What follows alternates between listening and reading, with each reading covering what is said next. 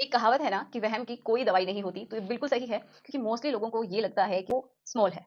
अगर किसी को ये प्रॉब्लम है ना, तो वो हमेशा ही ये सोचेगा कि मेरा साइज़ कम है।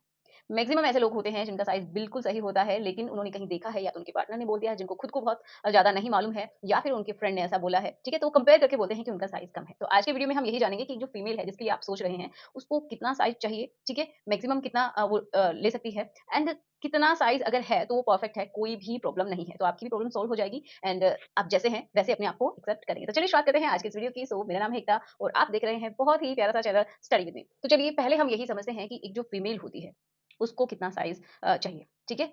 तो मोस्टली लोगों का यही होता है ना कि वो सोचते हैं कि उनके पार्टनर को पसंद नहीं आएगा या फिर कभी-कभी क्या होता है कि फीमेल को भी पूरी जानकारी नहीं होती है। उसने भी कहीं देखा है, सुना है या फिर आपस में फ्रेंड्स ने बात की है, तो उनको भी थोड़ा-सा डाउट है कि मेरा जो पार्टनर है उसका कम है। ओके? तो हो सकता है कि आपने उनसे सुना हो। तो चलिए पहली बात कि यही समझ लेते हैं कि जो फीमेल होती है ना उसको कितना चाहिए, ठीक है? तो आप एक बात समझिए कि तो इतना मानिए कि जो फीमेल है उसकी जो क्या है एक ट्यूब के जैसे स्ट्रक्चर है, ठीक है? ट्यूबुलर स्ट्रक्चर है एंड पूरी तरीके से ऐसे फोल्ड होती है वो। बिल्कुल ऐसे नहीं होती है, बिल्कुल फोल्ड होती है। तो ये समझिए ट्यूब बनी हुई है, बट इस तरीके से वो फोल्डेड सी होती है। अब ये जो ट्यूब है, ये ऊपर जाके कहाँ मिलती है, जो बच्चेदानी का मुँह होता है, उसके पास जाके ये स्टॉप हो जाती है, ठीक है? उसके बाद बच्चेदानी का मुँह आता है एंड देन बच्चेदानी स्टार्ट हो जाती है, ठीक है?